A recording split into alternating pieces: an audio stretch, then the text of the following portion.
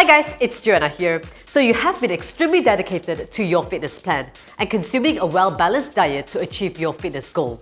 But let's be real, it's impossible to stick to a healthy diet 100% of the time. Over time, it can be unsustainable and take a serious toll on you, affecting you emotionally and physically. Hence, it's okay to let loose once in a while and enjoy a cheat meal. What are cheat meals? It is when you consciously allow yourself to indulge in something you would normally stay away from.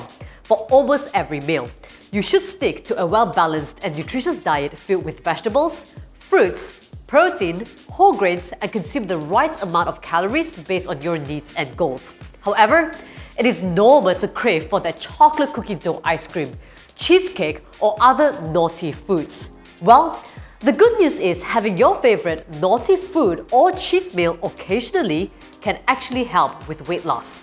By taking a pre-planned approach towards eating bad, you have the potential to speed up your weight loss. That's because cheat meals can reset hormones responsible for metabolism and insulin regulation, replenish glycogen for increased energy, and keep calorie burning and fat torching mechanisms high.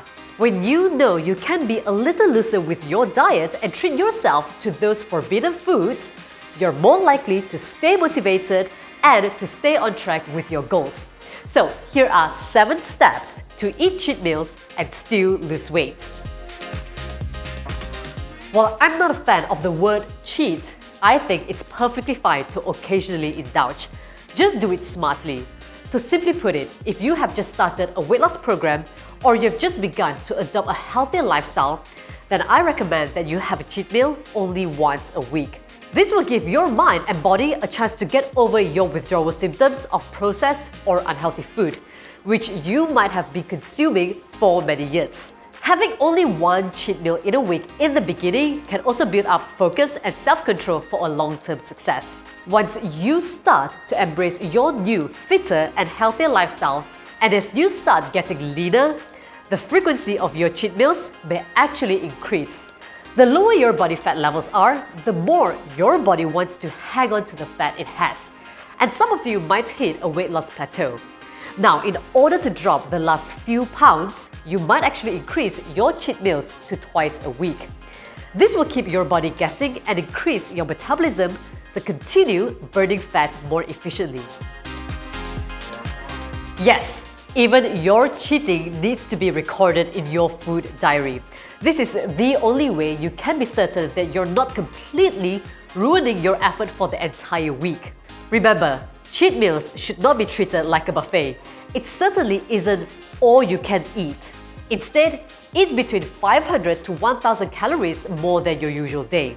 Although a cheat meal allows freedom for you to eat what you would normally avoid, you should still practice self-control and remain focused on your ultimate fitness goal.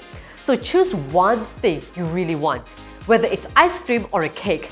But don't give yourself excuses to turn that one indulgence into a whole day or a week of overindulging.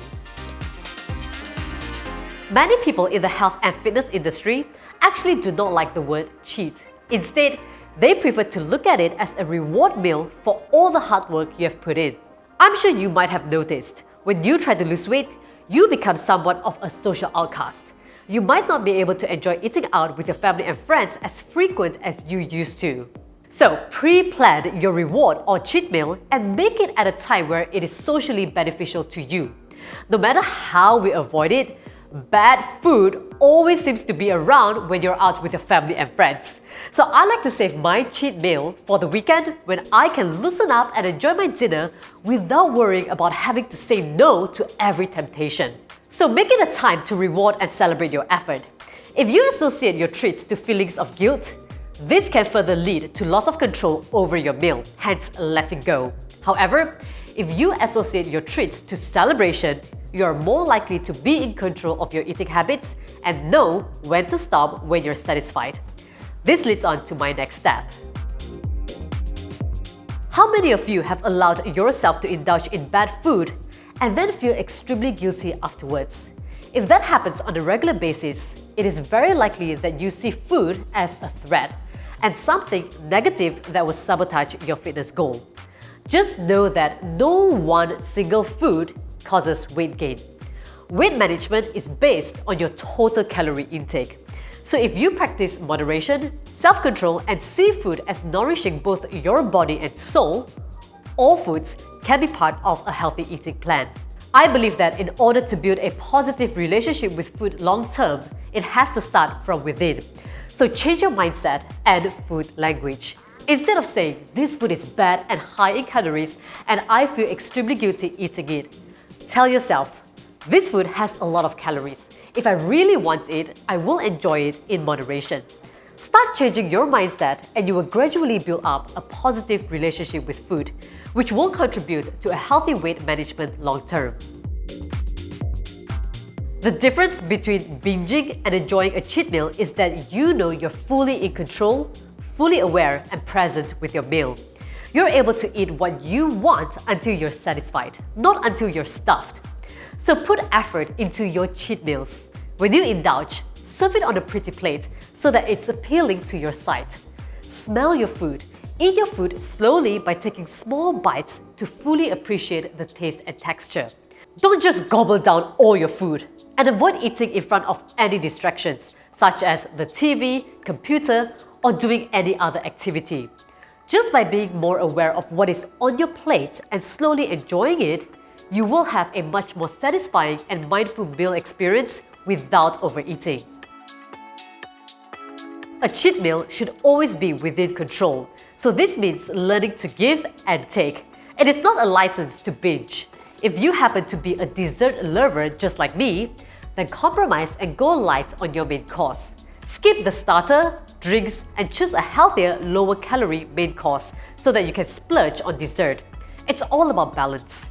If you plan ahead and already know what you want to order prior to visiting a restaurant, then you are more likely to stick within your portion and enjoy a satisfying cheat meal. No matter how much we plan and have strong self-control, it is impossible to be perfect throughout your weight loss journey. Sometimes, we tend to overindulge and eat more than what we intended for our cheat meal. Or maybe you're eating more cheat meals than you planned in a week. Everyone slips up, and that's fine as long as you do not allow one slip up to turn into a relapse. Don't let it be an excuse to get back into your old eating patterns. Whenever you slip up, take note, learn from it so that you can anticipate and take control in the future. To sum it up, rewarding and recognizing your effort by enjoying cheat meals have been proven to increase motivation and contribute to a higher success rate in weight loss. This is because cheat meals feed the soul, and feeding the soul keeps your mind and body at ease. So when you're in balance with yourself, you're most likely to stay focused and achieve your ultimate goal. I hope this video has taught you on how to be smart with your cheat meals so that you can maintain a healthy, balanced diet long term. If you enjoyed this video, then don't forget to give this video a thumbs up and let me know your thoughts in the comments below. And don't forget to check out my YouTube channel for a lot more nutritional and fitness tips and also other workout videos. And I will see you in my next video. All the best.